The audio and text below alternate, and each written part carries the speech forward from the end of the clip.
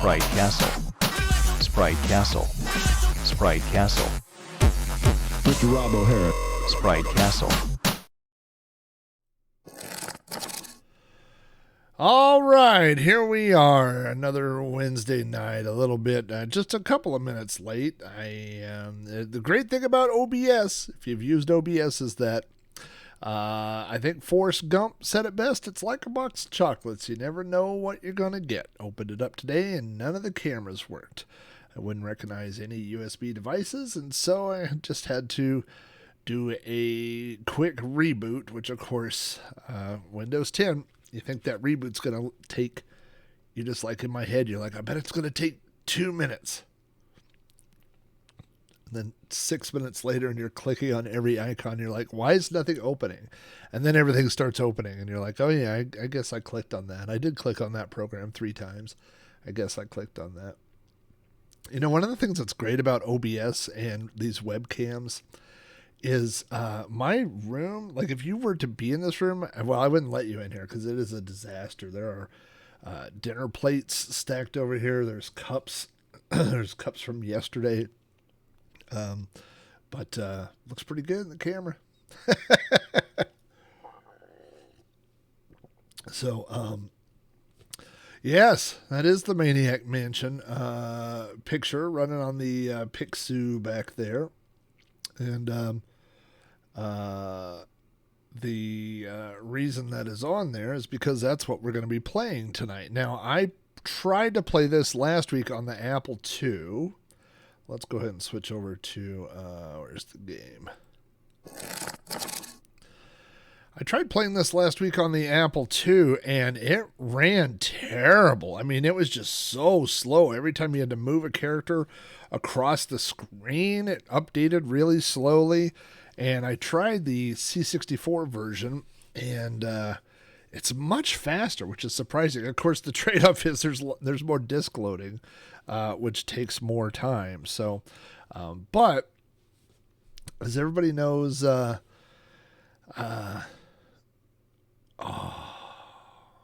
gonna revel in this for a minute. Let's do some sound check levels here.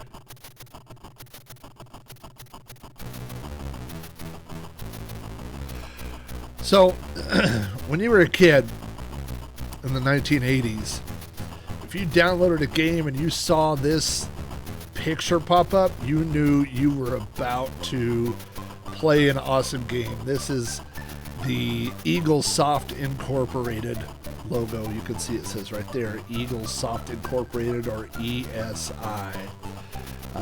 You got that sweet picture of an eagle holding on to a floppy disk. Man, when you saw this, you knew you were getting quality. They did not have bad cracks. They did not have bad releases. And a lot of their stuff, they cracked the bigger, like, multi-disc style games. So when you got, you know, California Games, My California Games was cracked by Eagle Soft. This is obviously Eagle Soft. Man, that brings back memories just seeing that picture. So, excuse me. It's sinus season here in Oklahoma. Sinus drainage season. Good times. So directly to the left of this screen, I have a complete walkthrough of this game. I tried playing this again last week on the Apple II, and I stumbled around for an hour. I didn't feel like I was getting anywhere. I didn't feel like I knew what was going on. I mean, I knew what was going on. It was just like randomly walking into rooms and picking things up and not really moving anything forward. So, yes, Jazu is right that the beginning of this game, the characters that you choose affects how the game ends. Well, if you can hear all that stuff, that is all the stuff I've piled on top of my joystick. There are multiple characters here, and let's see. Joystick port 1. That's interesting. There are all these different people here, but one of them is Dave, and that is Sandy's boyfriend. Sandy has been kidnapped, and so he is a required player. But you have to choose 2 more people from this selection here. So you have a musician, Sid. You have Michael, the photographer. You have Wendy. She's the writer. You have Bernard. It says, now you got to watch it because there's a second thing. So it says he's the president of the physics club and winner of the college's geek award. And he is definitely one that, oh, I didn't notice that their faces change when you click on them too. Like watch when I click on Bernard there. This is the girl, the punk singer. Her face, maybe Bernard's the only one that changed. That's weird. And then this is the Jeff, the surfer. No, his face changed too. I'm sure this guy was named after Jeff Spicoli. If you have a surfer named Jeff, that's what I would guess. But so the the help file that I have over here, it tells you could choose any of the characters, but the one that I had done was Bernard. And then I think Michael helped out. So we will choose those 2. Because I know there's a part with photography if you have Michael, and he's the only one that can do the photography part, I think. So we're going to play the game tonight with Dave, and then Bernard, and Michael. So once we've got our characters, we hit start. It's going to load. Adam, you could try to post a link, but I don't know if it'll go through. I don't think Twitch lets the links go through. Let's check our levels here.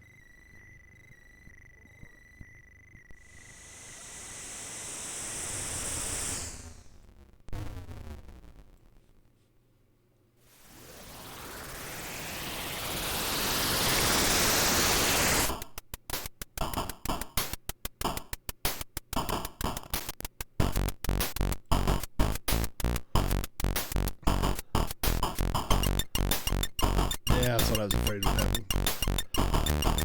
So, here on Maniac Mansion, you've got these opening credits here, which is, this was a very cinematic style game. It's presented like a movie.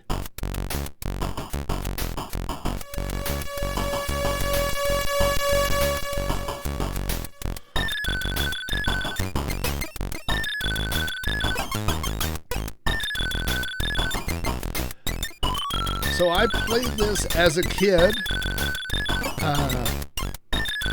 There's a chainsaw there. Now it's funny that the blood coming out of the chainsaw was purple.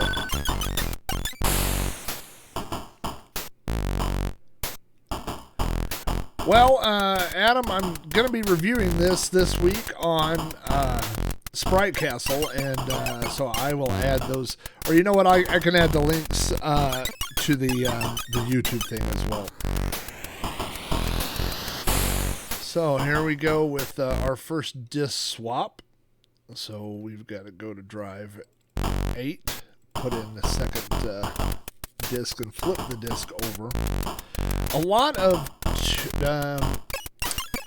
games on the Commodore 64 that we think of as being double-sided weren't really double-sided. They were 2 floppy disks. So you had to put in, you had to swap back and forth, like Archon Ultra. Well, that was a DOS game, but yeah, lots of games like Bard's Tale and stuff, you actually flip discs back and forth. But this one was flippable, and they actually did have data on both sides. So these are our friends here. And says it could be real dangerous. We don't know. If anyone wants to back out. Okay, I'm out of here. Bernard, don't be such a tuna head. If you've never looked at the documentation of this game, there's all kinds of funny little things, and then there's a virtual bulletin board from the college, and it has all kinds of things hanging on there. And there's lots of in jokes, but there's lots of background information for all the characters as well. $800. Good gravy. $800 better come with a piece of the real meteor. So if you've never played this game, and you did not see the Apple II stream, I will tell you there's a lot of stuff. I mean, there's a million things I can tell. There are literally, when people say there are books of information, there are literally books about this game. There's a lot of information out there about this game. But this game runs on what is called the SCUM engine, SCUMM. And, something's popping up in this window.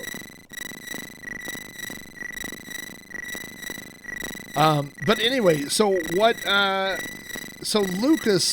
Lucasfilm Games, which of course became LucasArts, had made other games before, but they hadn't published their own games. They had made some games, and they made like Ball Blazers. They had a publishing deal with Atari, so they were making games and publishing them through Atari, but they decided that they wanted to publish their own games, and this is the first game that they published themselves. So to aid in the creation of this game, they made their own scripting language, and they named it the Script Creation Utility for Maniac Mansion, or SCUM. Oh, is it loud? Yeah. Let me drop that just a little bit. There we go. So, the SCUM engine was the engine that Lucasfilm or Lucas Games, LucasArts used for many other games. But as the story goes, and I'll get into all this on the podcast, but as the story goes, the inspiration for this was King's Quest. But the one thing that the original programmers hated about King's Quest was that you had to look at the screen, and then you had to look down at your keyboard, and you had to type things, and then you had to look at the screen, and then you had to look back down at the keyboard. And they said it just took out of the immersion of playing the game. So their idea, by the way, one of the things I found out is that if you wait, I think 2 minutes or 5 minutes, it might just be 2 minutes, the game automatically pauses, which is what has just happened because I've been talking so long. But yeah, see the snail there. But we should go over. So let's. So they didn't want people to have to talk or to type while they were doing it. So what we can do is go hit. Well, I guess we have to. Are we automatically? Let's select a kid. Oh, see, it says right there, game paused. Press space to continue. So we'll press space there and unpause. We will select one of the kids because, let me go back over to my thing. It says you don't want to start with, you don't want Dave. You want one of the other characters. So we're going to switch to Bernard.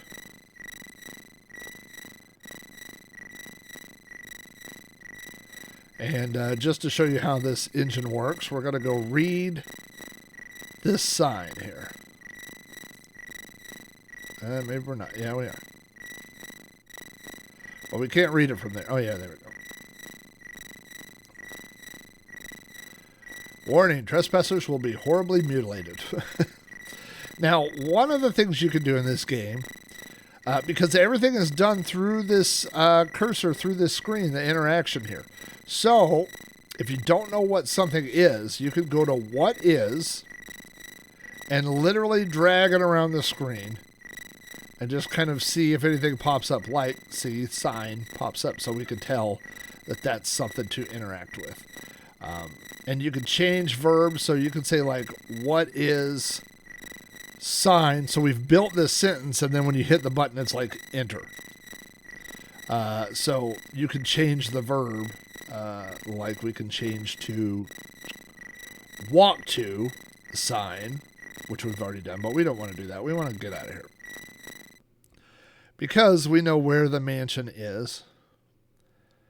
Now, this is, for all, I would say this is better than the Apple II version in every way except for one, and that is that there is that loading time between each one. But I can also tell you that, see how the screen scrolls? And the Apple version did not do that. There were multiple screens. It just flipped in between these screens. So actually, I figured this out on my own. If you've ever watched any movie or grew up in the 80s, you know where the key is hidden to this door. But if we'll just go through the motions here. And if we do open the door here, it'll say, try to open it. You get the snail means it's loading. And it says the door is locked. So you could spend a lot of time searching around for the key. But if we pick up the doormat, and if we watch on the right-hand side, you see the doormat peels back, and then there's something there underneath. And if you didn't, for some reason, know what that was, again, we can do what is, and we can go all around, and it says, oh, what is the key? But there's also a doormat. There's the front door, so you can kind of get an idea of what you can interact with on any given game by doing that. So we want to open, close, read, walk, pick up.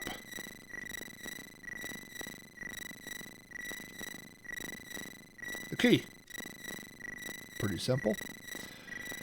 Let's see. Okay, so it says, okay, we got to go inside the door, which we knew how to do. All right, so now we have to unlock. Now, and there's an argument to be made whether or not this interface... now, everything that we're carrying is down here. This is our inventory, and there is no inventory limit. You can carry... One character can carry everything in the whole game that you find. Here we go. And it automatically switches to walk-thru, so let's head on in. There are 3 ways to die in this game. I've done them all. Yeah.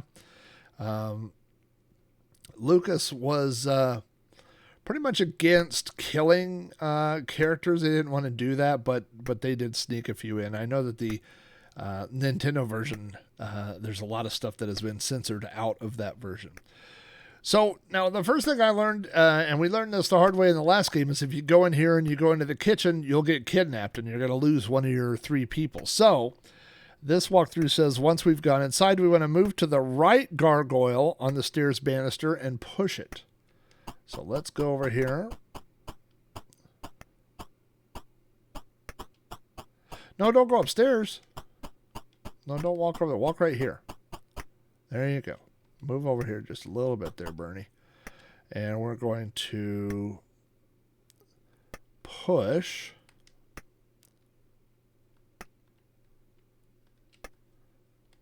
gargoyle. And you see that door on the right just open. Now, we don't want to do anything yet. We're going to hang out right here. And now we're going to switch to Dave. So let's pick a new kid. We're going to get a cutscene real quick.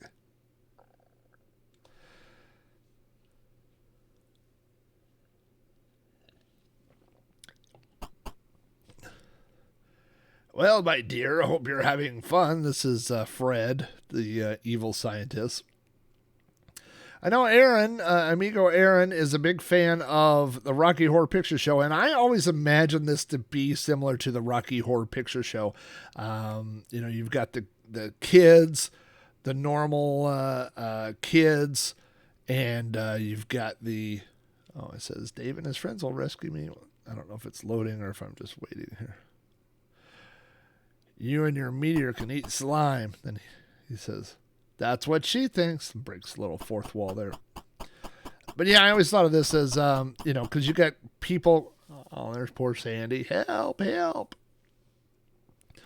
And then they're going to this castle that's on the hill, you know, and there's an evil scientist, a mad scientist inside. So I know there's a lot of movies like that, but that was kind of my point of reference as a kid. So now we're going back and we're switching to Dave. And I know there are some puzzles where you have to work in tandem, like you have to have one person do something and one person do something else. But I think they expanded on that more in later games. Okay, so now we are Dave. Have Dave enter the mansion. We can do that. And go into the door that was just opened. So let's go do that.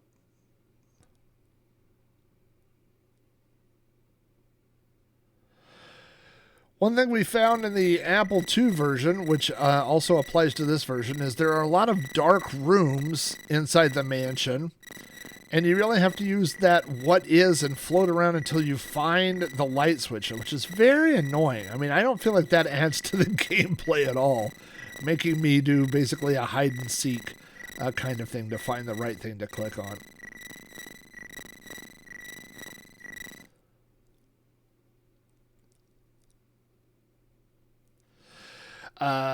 For those of you that have played this, I'm curious to find out, like as kids, I'm curious to find out how far you got without help or cheat codes or anything, because I'm going to tell you, I didn't get very far.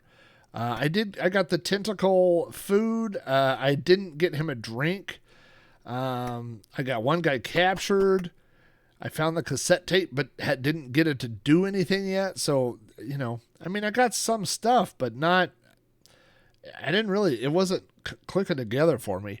There's a lot of these games. Okay, so we're in the dark here, and then let's see, we've got to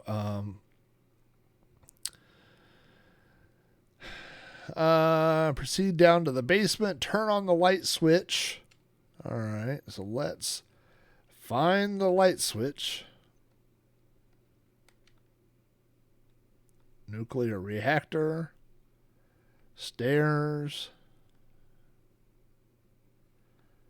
Furnace. Nuclear reactor. Like, this part of the game is not fun for me. Is it? I mean, I'm all the way at the top. Come on. Maybe it's down here towards the bottom. Oh, there it is. Right there. See? Light switch. So now we've got to go over here and we'll change that to turn on.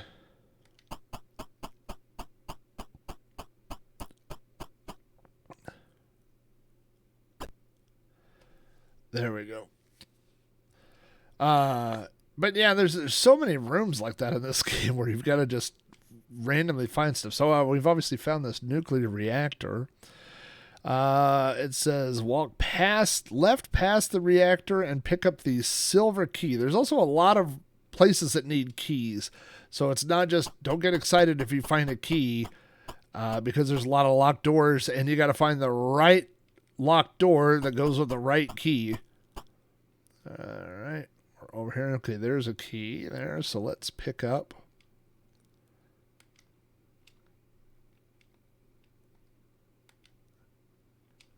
Oh, sorry, I'm a pixel off here.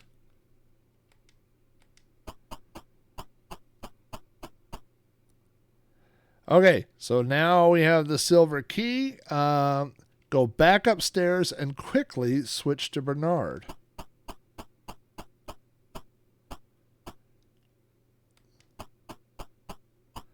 Oh, I walked behind the reactor.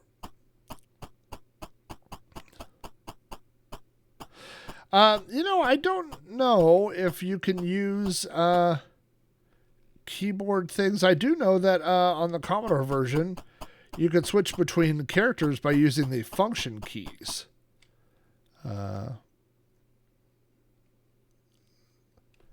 So I think F1.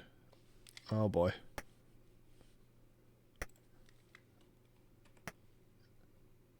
F1, F3 goes to Bernard. The problem is that I hit F1 on my walkthrough. Okay. Front door mailbox. Leave the mansion and go left and put Bernard by the mailbox. Okay, we could do that. See this, like, how would you figure this out? How would you know you're supposed to do that?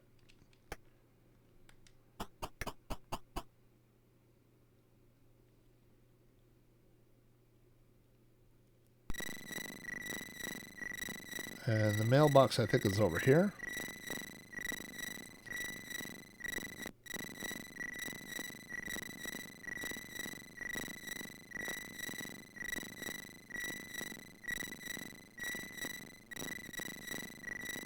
Okay, so we're going to leave him here. It says, later in the game, you will hear the doorbell and see a cutscene of Weird Ed leaving his room. At that time, switch to Bernard and pick up the package before Ed gets to the door. You don't have to wait for the cutscene, just keep on playing, but as soon as you hear the doorbell, switch and pick up the package. Okay, so let's go back to Dave.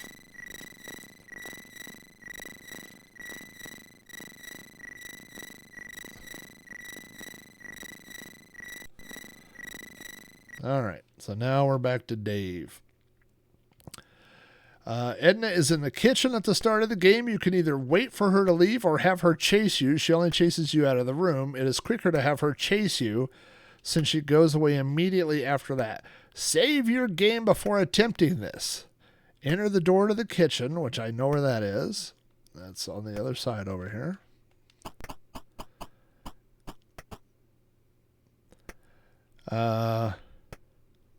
Keep moving right until the nurse starts to chase you. Immediately turn around and move left out of the kitchen. Don't get caught. If successful, you should appear near the front door and Edna will be gone. If you fail, you will end up in the dungeon. Now go back into the kitchen. Edna will be gone and pick up the flashlight. Okay, so let's not get too far ahead of ourselves here. Let's how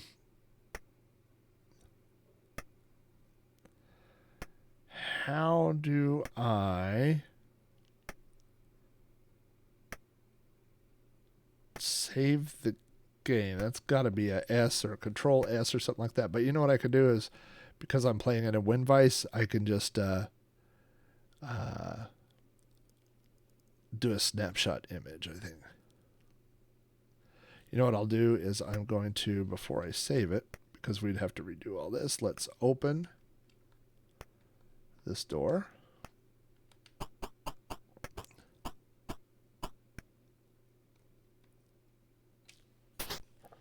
And then we will save snapshot.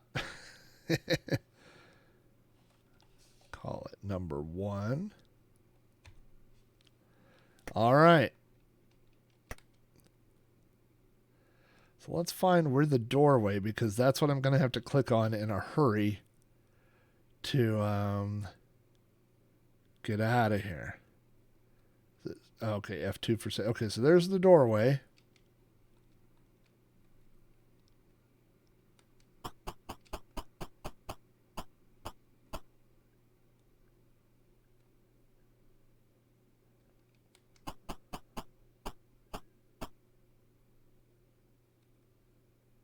Is she already gone? It looks like she's already gone. I wasted so much time that she's already gone.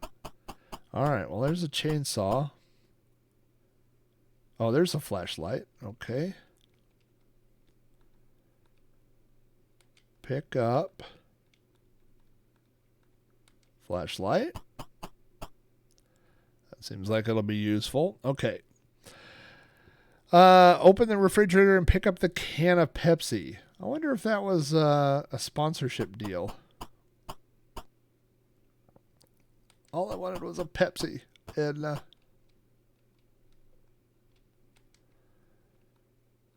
I'm not crazy. You're the one that's crazy. All right, there's an open refrigerator. See, that's another problem with these type of games. Like, I'm standing in front of things, so I can't see what I'm supposed to be doing. Let's see, what do we got here? Broken bottle. Broken bottles of ketchup. Lettuce. cheese.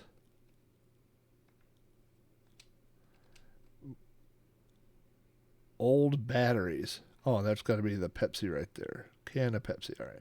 I guess we don't need all that other stuff, or if we do, we don't need it yet. But that's interesting. Okay. So we'll get the can of Pepsi. Now, go into the room to your right. Go through the dining room. Okay, well, we can't. We got to go click on all these things. Let's hit O.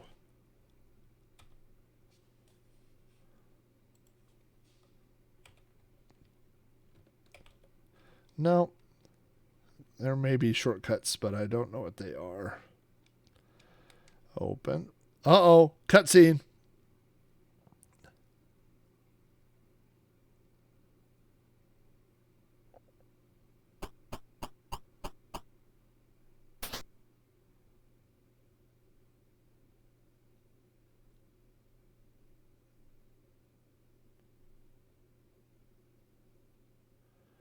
I wonder if now if I'm supposed to... I didn't hear a doorbell yet.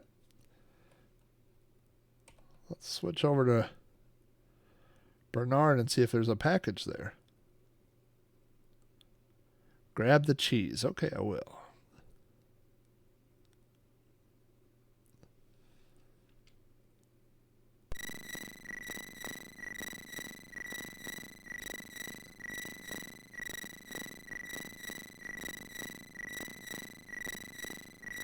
I don't want to open a flag.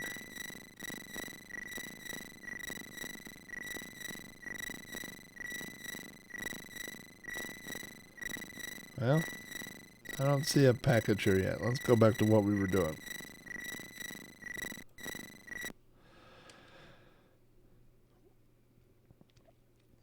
Is it later? Okay. All right, let's go. We'll get the cheese. Mo Larry the cheese. Mo Larry the cheese. Uh-oh. Oh, that doesn't look good. Oh.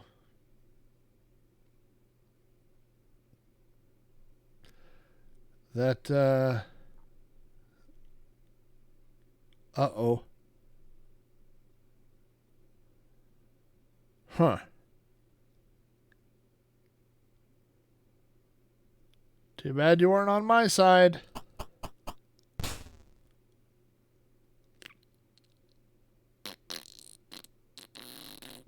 So does the silver key get me out of here?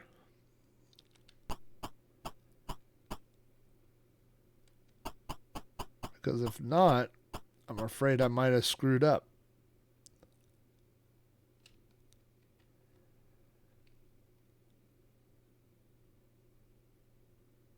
Oh, gotcha. Okay. All right, so let's do this.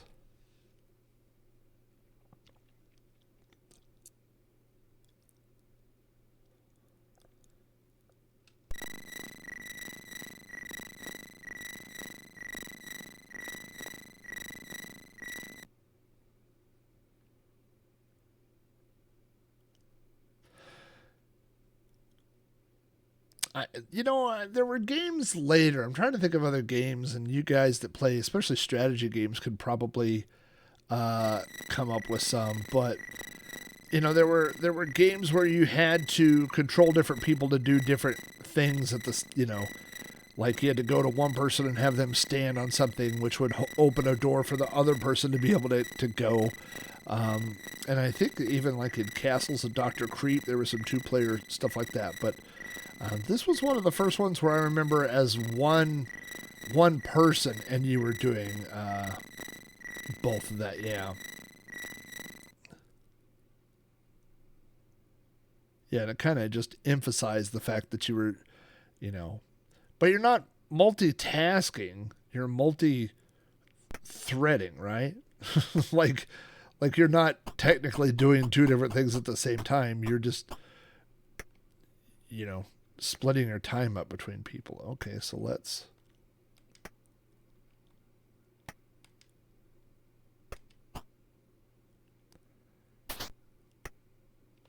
All right.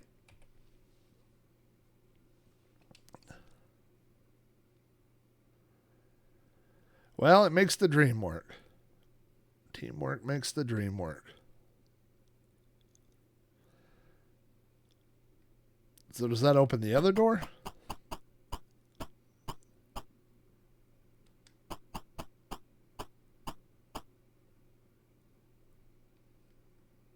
Uh-oh.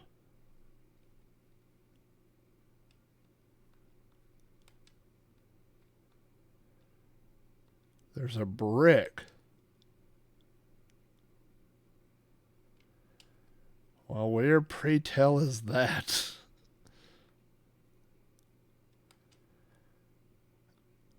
All right.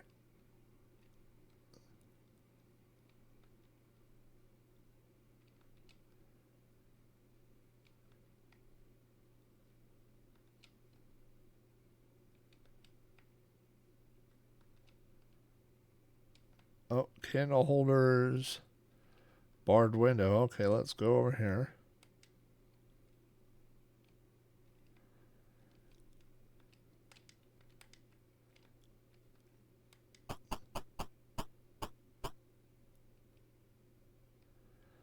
Yeah, I hate that. Like, I don't see anything that gives away what brick it is, you know, and that's certainly annoying. Like, skeleton, outer door, bottom padlock.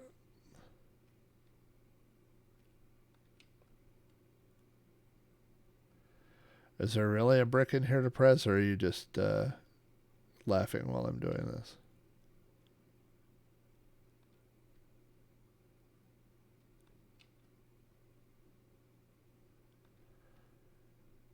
Oh, loose brick. Where is it? All right, it's right there.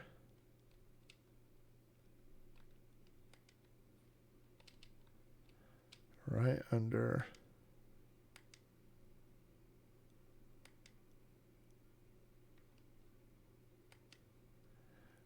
It doesn't seem to let me do that, though. Maybe pull it?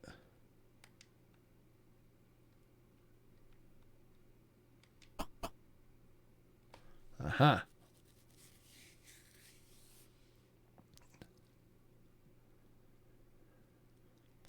So I think before I ever played Maniac Mansion, I played Labyrinth, and I played Labyrinth because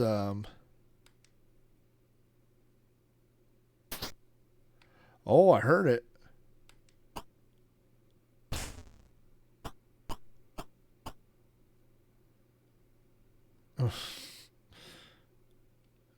Maybe you have to be faster than that,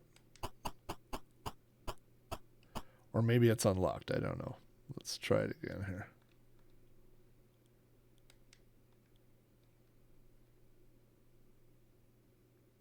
All right, here we go.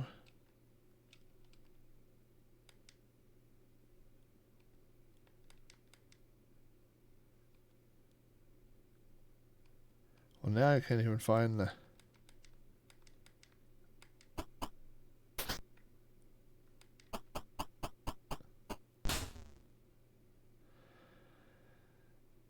Dave push, swap character, they go in. Oh, I see. Well, I don't think do I need, yeah, I do need Dave.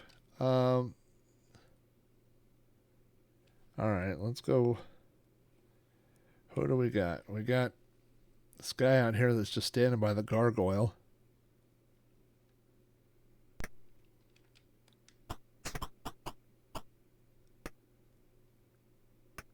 Aha.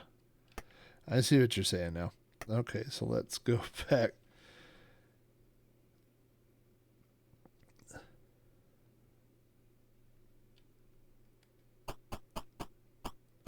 Yeah, this is kind of convoluted to be able to do this.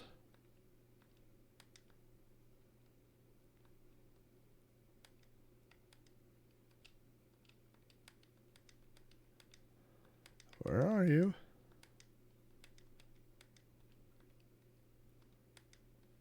No.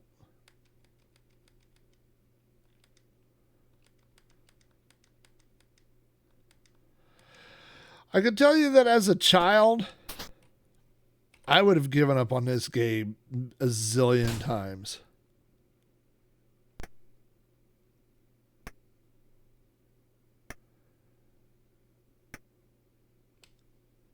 I mean, I heard the door open. Oh, you know, well, this door opened with the chandelier, right? I mean, not the chandelier, with the gargoyle.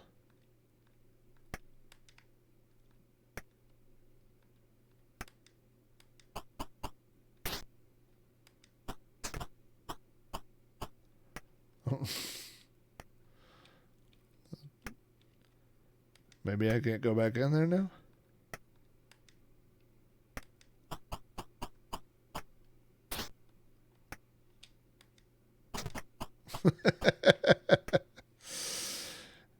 Yeah. And then I've got the other guy waiting by there. All right. Well, let's... Can I give an item from one person to another? Yeah, I can. Okay, so I could keep collecting items with this guy and then give them to Dave later. So, okay. Let's see. Where is... Oh, we need to go back to the kitchen.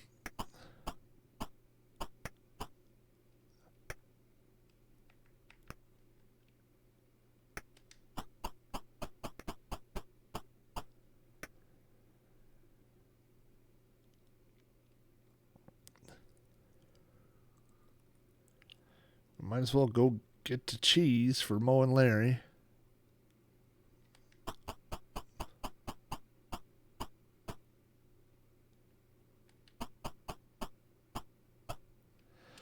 Yeah, that's my problem, Aaron, is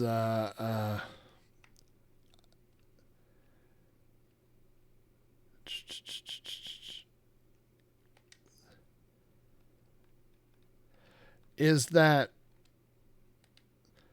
once you've beaten it, you understand why you're doing certain things in certain orders. But if you don't, if you haven't done that, then it's just like why would you need the cheese versus the other stuff? I mean, I know that eventually the game would probably, you'll find out why. Okay. Okay, now go into the room on your right, go through the dining room and enter the next room, the pantry.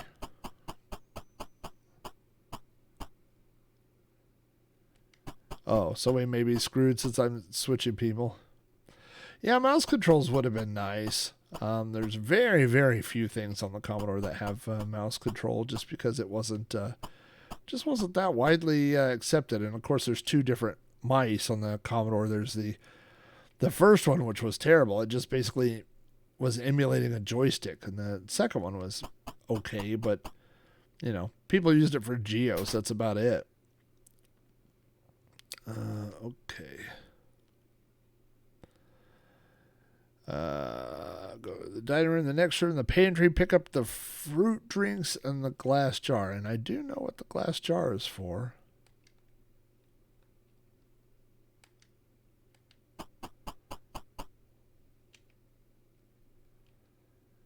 I don't see why it would hurt to not pick up everything you could pick up, but what else do we have in here?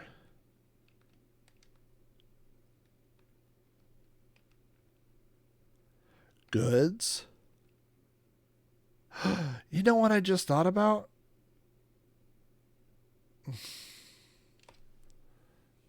All right. Hold on. This is going to take us back a minute.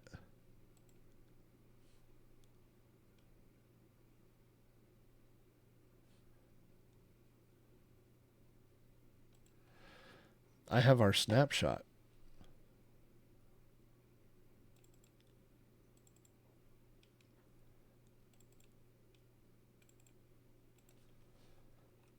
And I don't think that really puts us too far back. Just got to get to the right.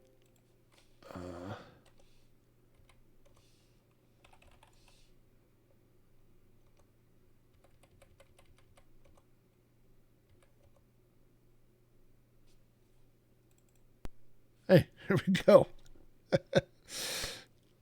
This is going to be a lot easier. Now, and we determined that we know that she's not in here. Now, there was a cutscene, so I had to get out of this room. I think okay. So let's pick up the flashlight. Let's go over here. Oops.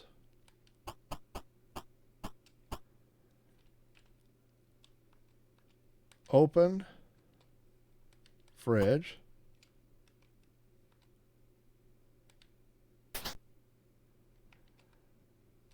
Pick up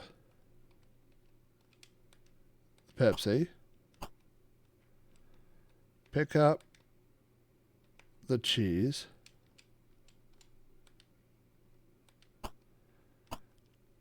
Yeah, this is going to be so much easier. Now we're right back to where we need to be, right? So open this door and go in. Now let's do another save state.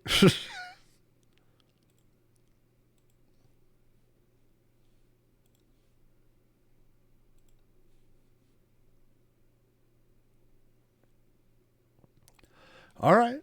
And I saved it again while it was loading. All right. So, yeah, this is right where we need to be. So, let's go through the dining room. We'll go to the pantry. We need the fruit and the glass jars. I can't imagine. I just literally can't imagine. You know, like I played text adventures, early text adventures. And some of them were the logic in them was so ridiculous that I don't think you would figure them out in a million years, you know? Uh-oh. Oh, okay. Oh, okay. All right. Like, I'm just so impressed by people that were able to get far in these games and figure out, uh-oh.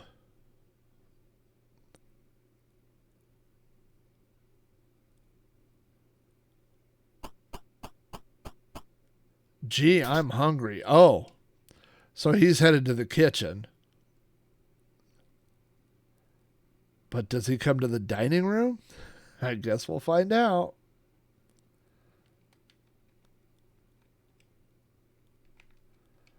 Okay. So we'll stay out of the kitchen for a minute. I hope whatever he wants isn't in the pantry. I want to see what this box is up here. Oh, just a tentacle chow. I'm guessing that's a red herring because that's not what the tentacle wants. Here's a door. Pick up the fruit in the glass jar. Now go back through the dining room, past the kitchen, and into the main hall. But we're not doing that right now, right? Because that guy is going to get me. Oh. Maybe this is a cutscene when he goes back to his room with food or something. Dum-de-dum, dum-de-dum. Where's the cheese?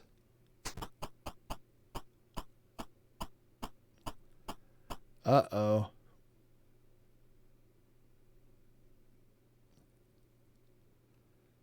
All right.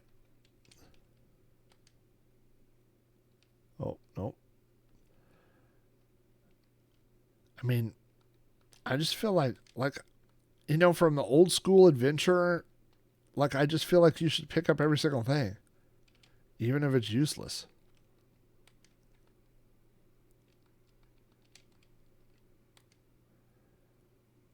Oh, the bottle of developer. Oh, no. I know I needed that for the photography guy.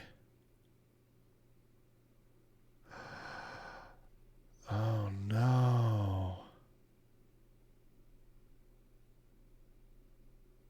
Okay. All right. See, that's the kind of stuff that makes you mad, where you'd have to you have to save at every room. Like, actually, you know what I could do? Doop-doop-doo. My brain was just not built to beat these kind of games. All right. here we are on the run. We're trying to get away before that guy gets hungry.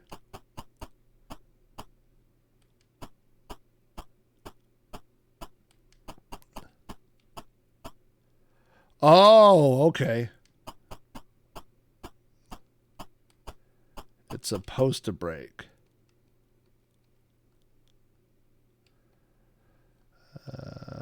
Open.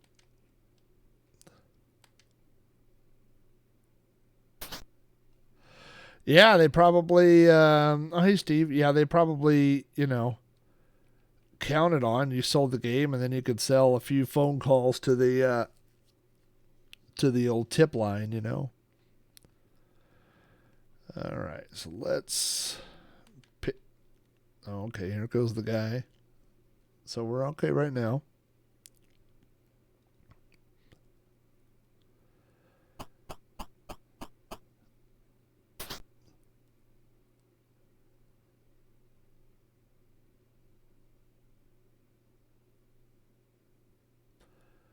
Bum, bum, bum, bum. Okay, pick up. So we know we need this.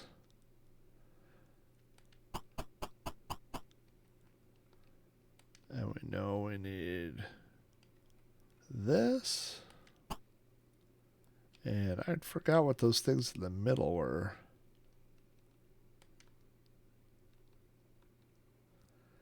Canned goods. Well, it says that. That's all I need for right now. Pick up the fruit drinks in the glass jar. Now go back through the dining room, past the kitchen, and into the main hall, into the large room with the stairs. Okay, so we will go back out there as soon as this guy is done checking the fridge. Dum-de-dum, dum-de-dum. Where's the cheese?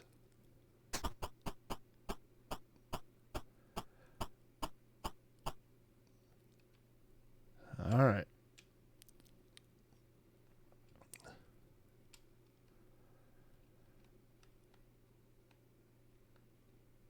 Walk-thru. So, Labyrinth was based on the movie Labyrinth, and it also used the Scum engine. And I played that a lot. I played Labyrinth an awful lot, and it was similar to this game. There was a lot of pixel hunting. There was a lot of puzzles that didn't quite make sense. But the thing about that game for me was that I had seen the movie. I'd seen the movie a bunch of times, and so I knew in general what I was supposed to be doing, like where I was supposed to be going, the overall plot of the movie. All right, just because I'm getting paranoid now. Okay, we're saving our snapshot there.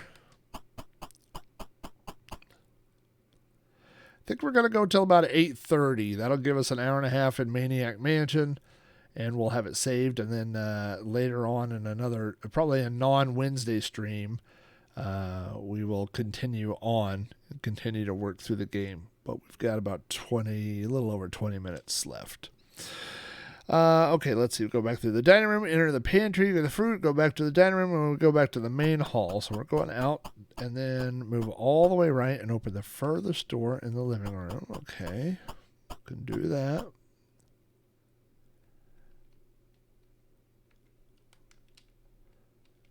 They were so proud of their little interface here. You have to open every door. You have to click walk to after every command so that you can go back here.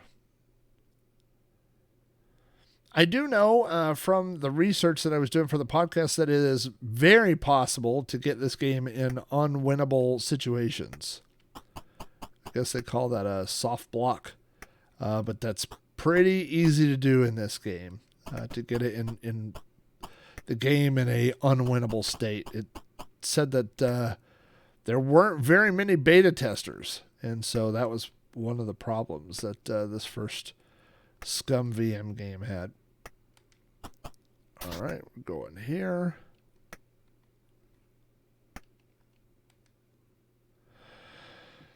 Okay, go to the right, move right through the room, go past the radio and the chandelier and go into the next room, the library. Okay, so I did this on the last stream.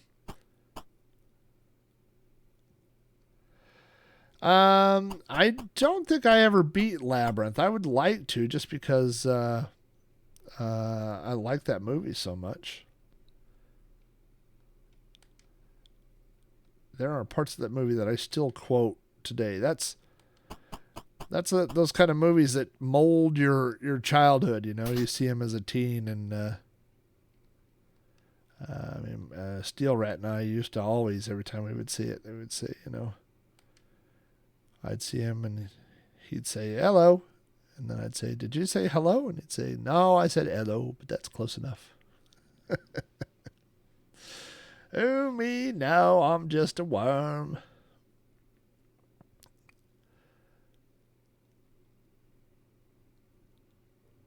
All right, so now we get to do this.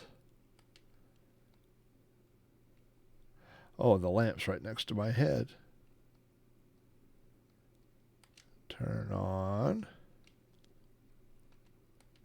lamp. Okay, let's see. We go here, we turn on the lamp, go to the far right of the bookcase, and open the loose panel. Okay, so we actually found this on our own last time. I was pretty proud of myself. What is... Oh, we're not there. I don't walk over far enough.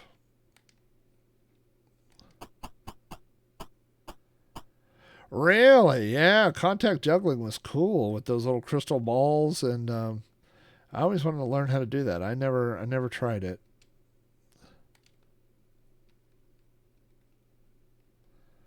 So we've got the loose panel.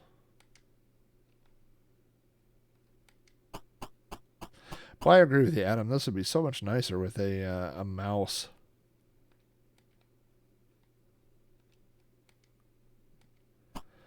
All right, we got the cassette. Go back to the main hall and climb the stairs.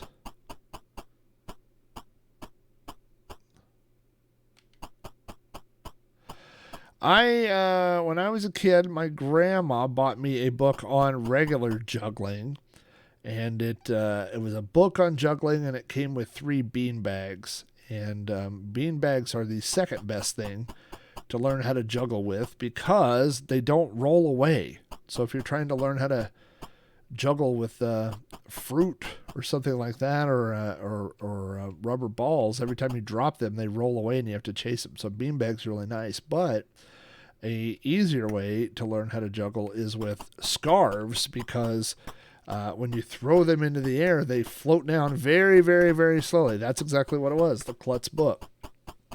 And so instead of holding your hands like this to juggle, you hold them like this, and you learn the pattern, you know, and do that. So I was a pretty good juggler in my younger days. But like many things, just you get older and the juggling goes away, and then the looks, and then it's just all downhill. Okay, now we're going to the art room, and this is what I read, one of the rooms that was censored in the Nintendo version. You will see that there's some brief nudity in this room. It's not, I mean, as mild as you could get. It's a sculpture. It's supposed to be like the Venus de Milo? Is that what it's called? Okay, go in the art room. Pick up the paint remover and the bowl of wax fruit. Okay, so let's see. Pick up paint remover. Now, does anybody know what I see some references to the deluxe version. But I don't know what the difference is between the regular and the deluxe version. It says if you're playing the deluxe version, pick up the paintbrush. Now, I don't know if this is the deluxe version, but I see the paintbrush, so I'm going to get it. What's the harm?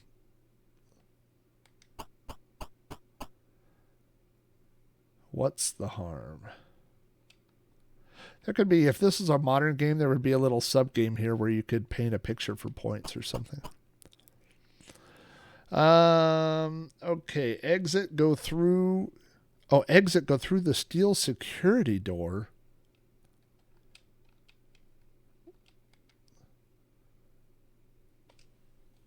Oh, that makes sense. All right, let's save where we're at here. There's not another door out of here, is there? No. Go through the steel security door. Which one is that?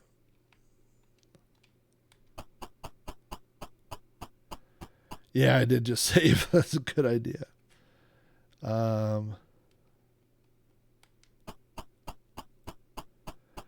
Okay, hold on. Go in the room, get the wax fruit, blah, blah. Exit, go through the steel security door.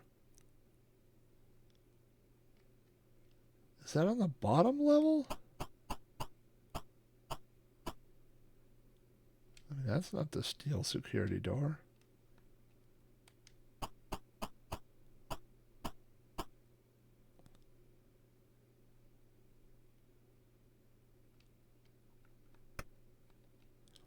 And after the steel security door, it says go all the way to the right and up the stairs. Oh, yeah.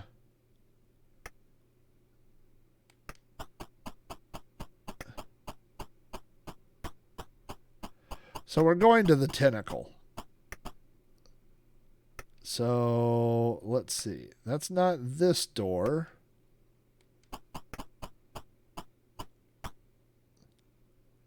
It's not this door. It's got to be back upstairs, right?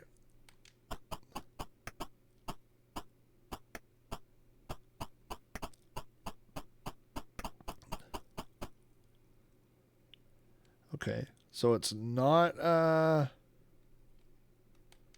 over at the left was the art room, right? All right, let's go in here.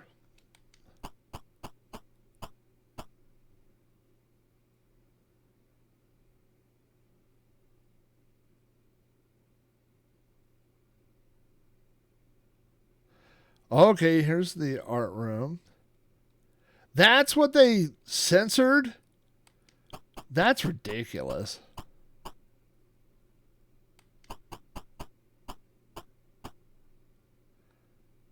That's ridiculous. Uh-oh.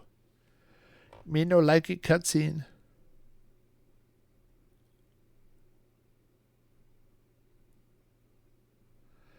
Daddy's been acting very strangely ever since this secret project in the lab. Yeah, so? Well, Mommy, I'm worried about him. He hasn't been at dinner for 5 years. Wow. Yeah, so? And he's been bringing those bodies down into the basement late at night. What's your point, Ed? I'm a very busy lady.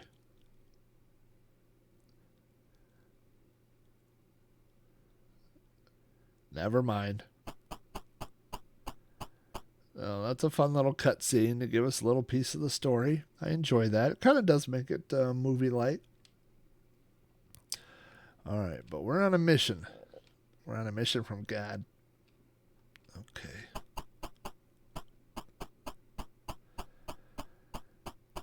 I had a relative pass away last week who lived in Chicago, older uncle. And so I've been on the phone with family members all from Chicago. And so it's fun to hear that accent.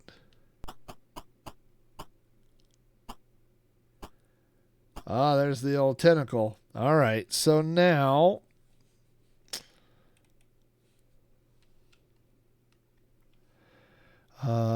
let's see here.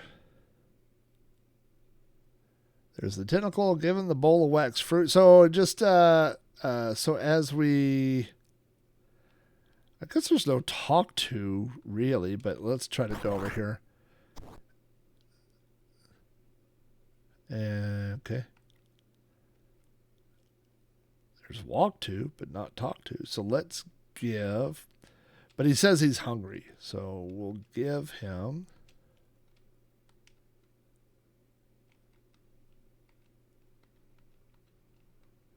And how do I scroll my list of inventory?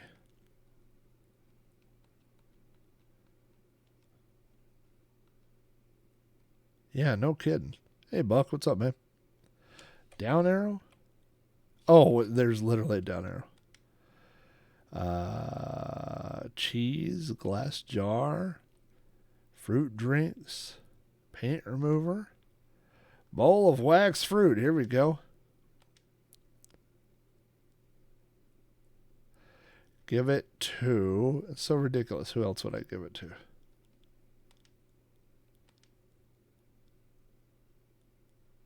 Wow, my favorite. That's what I wanted. Now I'm thirsty. And, okay, so now... go up the stairs. Oh, and give him the fruit drinks. Okay.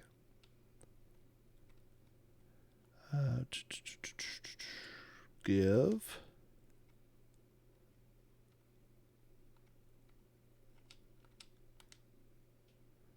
fruit drinks to Tentacle.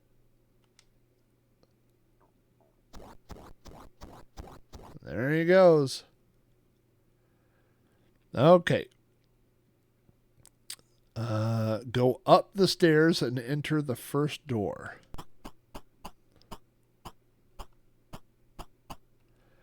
Now we're going to save this.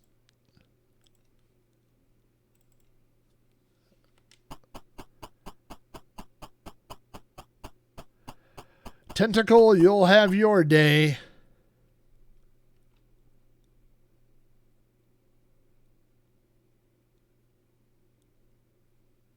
Get it? Day of the Tentacle. Okay. Give him the bowl of wax fruit. Go up the stairs, enter the first door, pick up the dime, and climb the ladder to the left. Okay, so let's open here. Let's go in here. This is for I never got past the tentacle when I was playing the other day. Let's see. There's a dropping dimes. Boy, you gotta be right on that. That's cool. I should.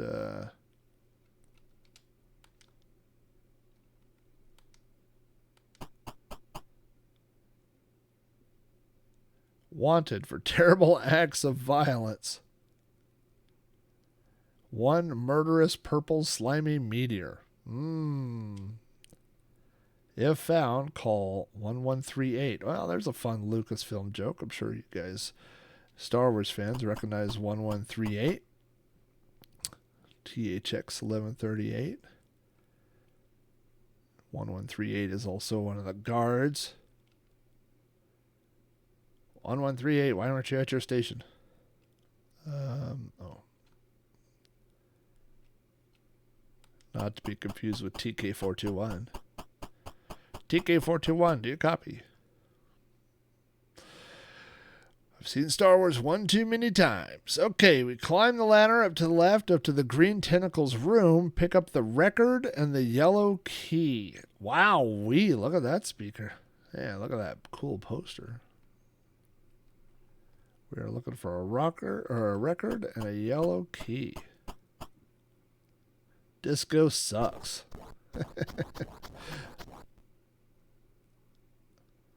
Oh, I'm so depressed. I'm never going to get my band started.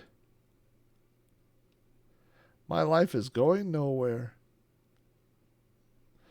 I'm never going to amount to anything. Eating all that food didn't even help.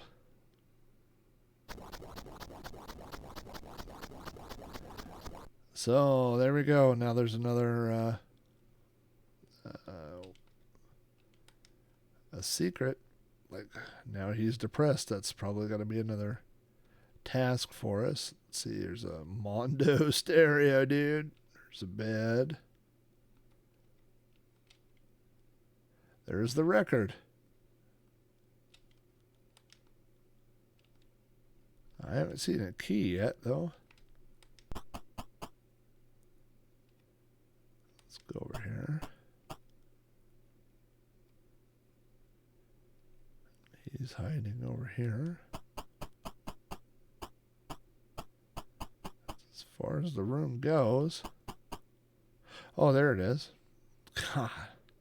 They just hide stuff in every room. Every pixel. Doesn't look yellow to me, but okay. Okay, so now we got the record and the yellow. Now go back into the hall.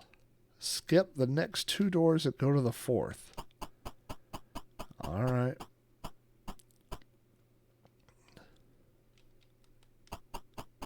That is a Mondo stereo. I'll give him that. For something that doesn't appear to have ears.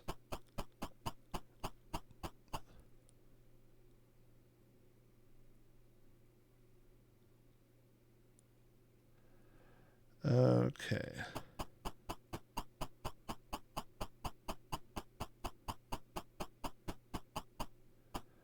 A lot of walking. All right. Aha. So that's Edna's and Nurse Edna's. Or Ed's and Nurse Edna's. See, that's, I guess, something you would just find out the hard way. Open here.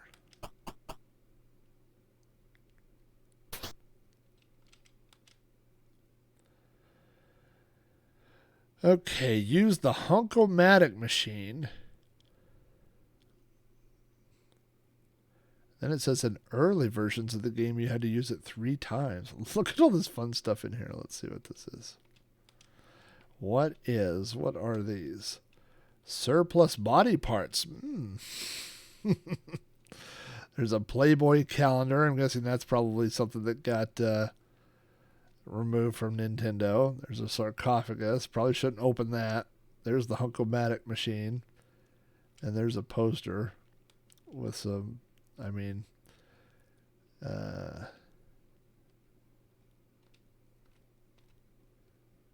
right, let's go use the Hunkomatic machine.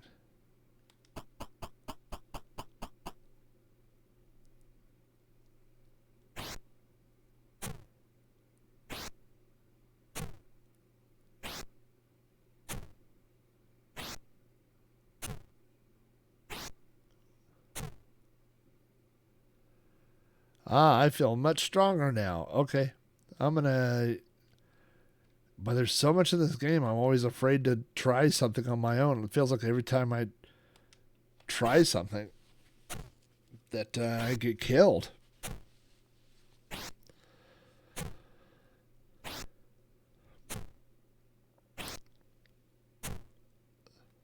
Okay. He says, I've had enough. All right. I just want to look and see what's over here. It's a funny poster. There's a bathroom. Again, you know what? Let me just save this.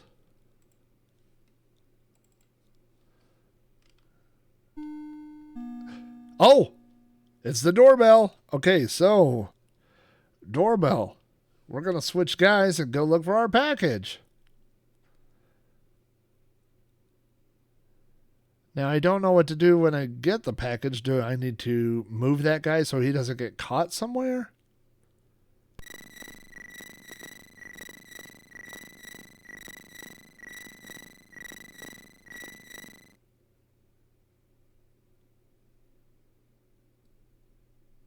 So get him away from the mailbox, like get him to the right of the house.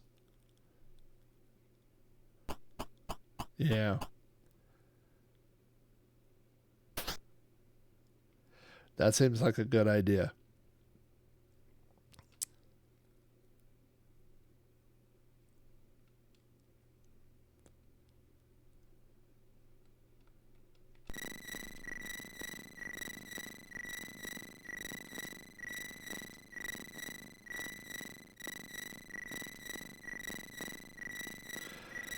You know, there was a very early text adventure that I had. It was Rambo. It was from Microprose. And, come on, Bernard, you nerd. Oh, maybe I could hide up there, but I'm not going to risk it. I'm going to another screen. I'm getting on a bus and going to Tallahassee. Oh, look. Someone playing tricks on me, eh? Did I get far enough away? I hope I did.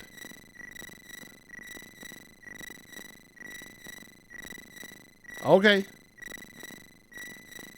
That's fine. You can wait there. Okay, let's go back to old Dave. Okay.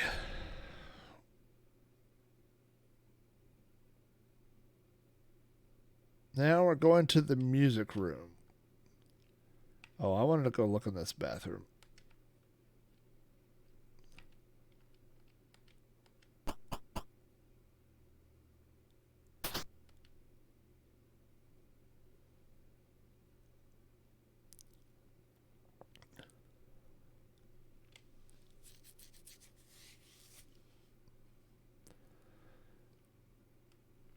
There's a broken mirror.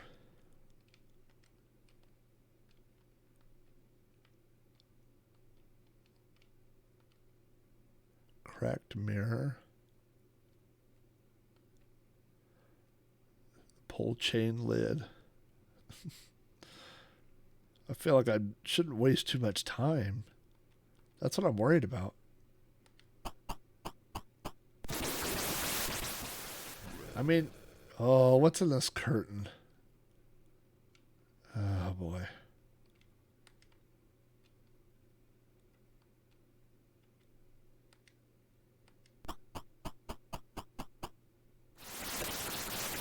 Ah! Mommy. Okay. All right, we're going to finish this next room, and then we're going to call it for round 1 of Maniac Mansion. And then later in the week, we may hop back on and continue this madness.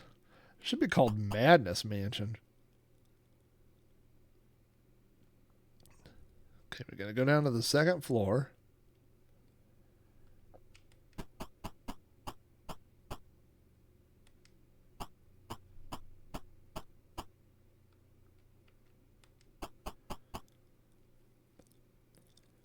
One thing I used to be better at when I was younger that I think I've gotten worse at is remembering where things are in virtual games. You know what I mean? Like, okay, so this is... Am I on the... Like, I can't remember if I'm on the 3rd floor or the 4th floor. Like, is this the art room? Over this way? Or is it... No, it's down. I need to go down one more, right? Yeah. I get lost, not in real life, but I get lost in games more than I used to. Yeah, this seems,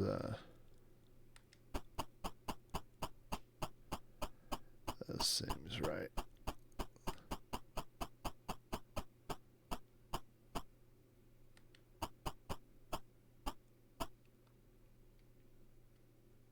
Hubba hubba. Look at that nudity. I'm going to get blocked on Twitch. All right, let's see. Okay, so we are now on the 2nd floor of the main hall where the art room is, and the security door into the room to the far right, which is the music room. I don't know if I've been here on this version, but the other day when I was playing it, I do remember the music room. Oh, yeah, the music room's where the loose panel was, right? I think. Maybe not. No, that was the library. I do remember the music room because there was a record player. I remember that from the Apple II playthrough. So now I have a record. Okay, so we're going to use the cassette tape and the tape recorder and then use the record on the record player. Okay, so let's use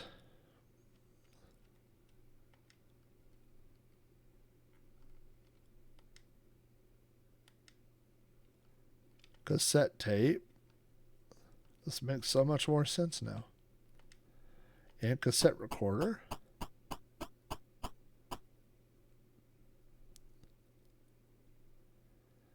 Okay, and now we're going to use record on the record player.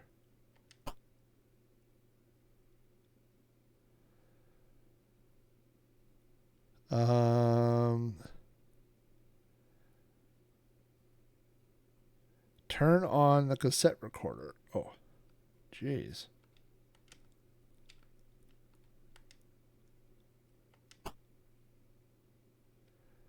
I guess I have to turn on the record player too.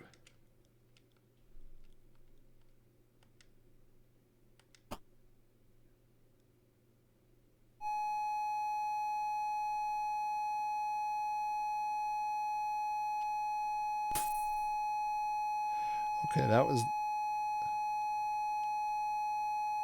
All right. So what just happened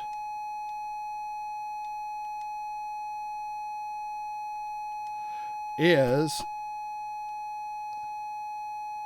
that recording of that note broke the vase that was on the piano. Of course, you couldn't see it because it happened off screen. Oh, no. It was right there. It was right there. Okay, so we have that recording. And now we need to get the cassette tape and exit the room. So that's where we're going to call it for part 1 of Maniac Mansion. I gotta say, I don't think I would have got this far in 10 years. I just don't. I don't think I would have ever got this far in this game. So we've got everybody alive. We're going to save our final snapshot here. And I think that is going to do it for tonight's episode of Sprite Castle. So thanks for everybody for tuning in. If you are a fan of this game, then you will be excited about this week's episode of Sprite Castle, where I'm going to talk all about Maniac Mansion, the foundation of LucasArts, and the people behind the game. And really, there's a lot of games that I cover on Sprite Castle that, like Space Invaders, I'm just made that up, but if I were to do Space Invaders, or let's say Pitfall, like there are definitely stories behind Pitfall, but essentially explaining Pitfall takes about 2 minutes. You say there's Pitfall Harry and you could run left or right.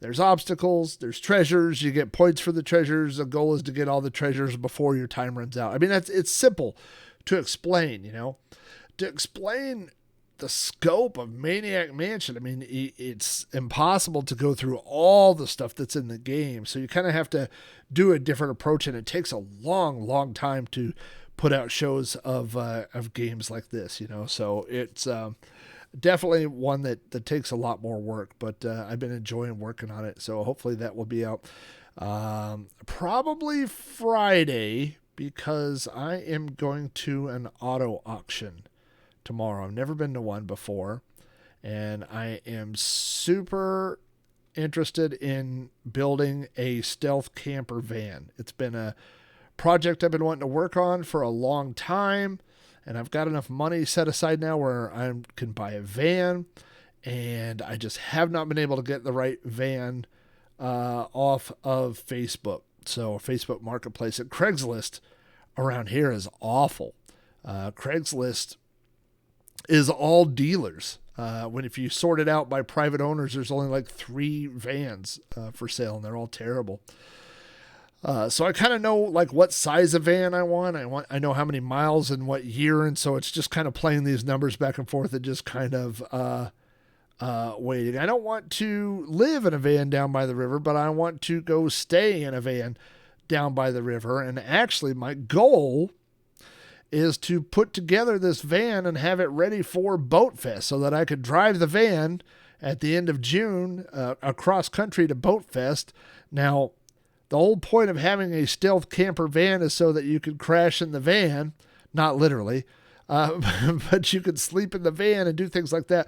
But Boat Fest is being held at a hotel, so I will definitely be getting a hotel room. So there's not a whole lot of reason to do it other than it just sounds like something fun to me. I was thinking about this earlier.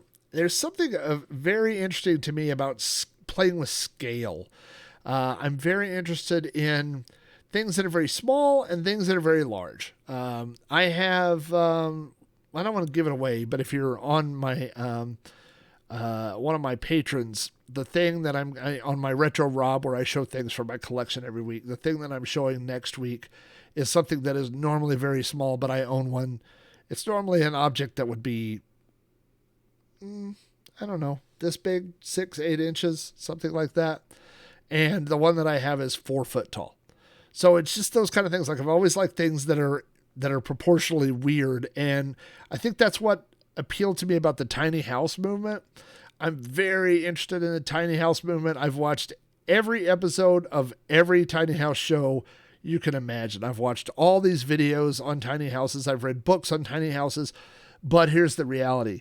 Like this Star Wars stuff that's behind me, which you could barely even see, I have 24 more 30-gallon tubs of Star Wars stuff that I can't even bring in here to display. I have stuff upon stuff upon stuff. The reality of me living in a tiny home is out of the question. My wife kids me and says I need to build like a train that pulls tiny homes, and I could get 10 tiny homes and make each one themed and have different things. But literally, like I would need more than one tiny home just for Star Wars stuff, and I need a retro computer one, and I need, all these things.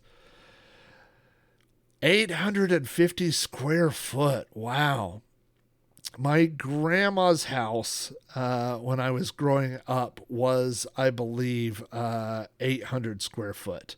It was just a cinder block square house that was in 4 rooms, quartered into 4 rooms. And it was a bedroom, the living room, the dining room, and the kitchen. That was her house. And then later they built on a second bedroom. But yeah, that's 850 square foot. I just think about like wanting to. Now, as my wife and I, when we first got married, we lived in a mobile home, and I don't remember how big that was, but everybody had their own room, and it wasn't that thing. Yeah, and that's exactly right. Well, we've gone up and we've gone down, on house sizes and mortgages, and just depending on, what our needs are at the time. Our last house was, what's funny is because, I work, for a national agency, is that all the people I work with are scattered all across the country. And so when they saw pictures of my house, they were like, "You must be a millionaire. You live in a millionaire's mansion." And I'm like, "Nope, I live in Oklahoma." And you can afford a big giant house because it's very cheap to live in Oklahoma. But I miss that house. I really enjoyed that house. And it was so cool when people would pull up to the driveway and they're like, "Geez, this is your house." And I'd be like, "Yep." But the reality is that, my son's moved out. He's moved away to college, and my daughter is in high school. She's going to graduate next year. By the way, she's doing great after her car accident. She's doing fine. So, to have this massive 2-story house with only 2 people living in it just really didn't make sense. You know what I mean? So, I used to say that we downsized, but my friend said what you did was you right-sized. You moved to a place. And then, of course, the payoff for this house was it was a little bit smaller than the last house, but it has a lot more yard. And so I was able to put the workshop in the backyard and put a pool in. So,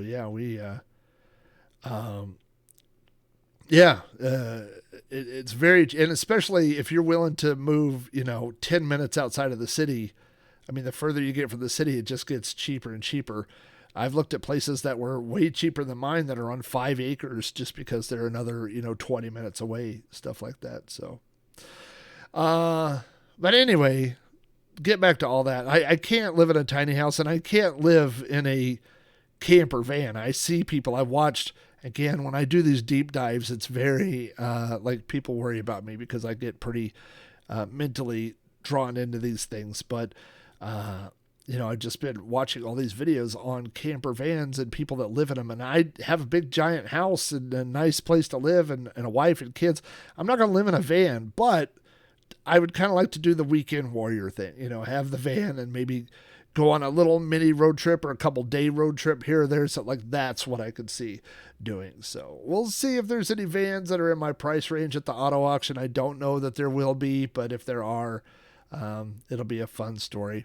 I've already set up, social media like Twitter and, YouTube channels and stuff in case I do get the van and I start on this project, because it'll be a whole separate thing on the side. But that'll be fun. And actually, I wouldn't put a real Commodore 64 in there, but I've got the C64 Maxi, which I have zero sentimental attachment to. You know what I mean? I mean, it looks like a Commodore 64, but it's a modern thing like that, And so that's what, if I get this put together before Boat Fest, that's the idea, is that I will have a Commodore 64 gaming station set up in the van and a little chair area so that I can go and have a monitor on the wall or something so I can go out to the van and play games. But yeah, we'll see. Also, one of my dreams, and I thought that I was the first person to come up with this, and it turns out a million people have come up with this idea. But what I want to do is order some big magnets for the side, like for a fake business. But one thing that I've read is that for these camper vans and stuff, it says don't put a business on the side that would make your van attractive to break into. Like, don't put, jewelry delivery, because somebody's going to see that and bust out your windows because they think there might be jewelry in there, right? So I was going to do something like vintage cleanup or something like that, or old electronic disposal or something. But even that sounds like somebody might try to break in to get the copper or something like that. Buck, that's what I was exactly thinking. I told my wife I'm just going to get the poop emoji and like a circle with a line through it, and then the biohazard symbol with no words, and then just let people guess what that is. Like, they're like, what does that guy do for a living? Like, he removes biohazard poop? Like, you know what I mean? I don't know. I had an idea for like some kind of innuendo jokes possibly, but I thought that'll get you called out, like for plumbing or something like that. What I really thought would be funny is I wanted to do something that said like Flack bagels or like Flack's bagels, and then have a URL, and then have the URL go to a website that's like I set up a real fake website that has all this stuff. So if like somebody was trolling late at night, like a security guy came by and he saw that and then he went to the website, it would look like it was a real deal. But that's a lot of work for, a van. It's easier just to make it look like a city utility van and leave it like that. So I usually have fart spray on hand at all times, but I won't tell you where I keep it. So anyway, that wraps up tonight's Maniac. I'm not serving bagels. I might be eating bagels. I'm not going to be serving them. We will continue Maniac Mansion on another stream. It looks like by scrolling on the walkthrough, I'm somewhere between a third and a fourth through the game. So it may be possible that we get all the way through Maniac Mansion. Again, I would have had 0 chance of doing this as a child and possibly negative 25 chance of doing it as an adult. I don't think I would have ever got through this game, and I don't even think I would have got as far as this is. It's just not the way that bagels on Rob. Hey, and then I could have like a picture of me laying down with bagels on me. And then for my logo, then it says bagels on Rob. I like it. I did read a story one time of a guy that had a personalized tag, and it was like party van, and he got pulled over for a DUI. And I mean, that's the thing, is you don't want to make your headline be too easy. You know what I mean? You don't want to make it too obvious for the cops. Party van, not a good idea. So, well, we'll be back later, maybe sometime this weekend. We will drop in another one, and we'll pick up on Maniac Mansion Part 2. So keep an ear out for Sprite Castle late this week, Friday, maybe Saturday, where we'll be talking all about Maniac Mansion. And I think that's everything I've got. Let me double check and see who made it here to the very end. Of course, Amigo Amigo Aaron is in the house. A lot of these are bots, but Buck Owens is in here. Drazoo made it to the end. Maker Plier. Some of these like Micro Magic. Hello. Of course, Retro Gaming Bygones. Adam, Steve Birds, 1010. Who's like a ninja. He slips in and out with the wind. And We Love Marbles. I don't know if that's a real person or not. I hope it is, because I would hate for that to be a bot that loves marbles. So anyway, thanks for everybody that stuck around all the way to the end, and I will catch up with everybody later this week. Bye.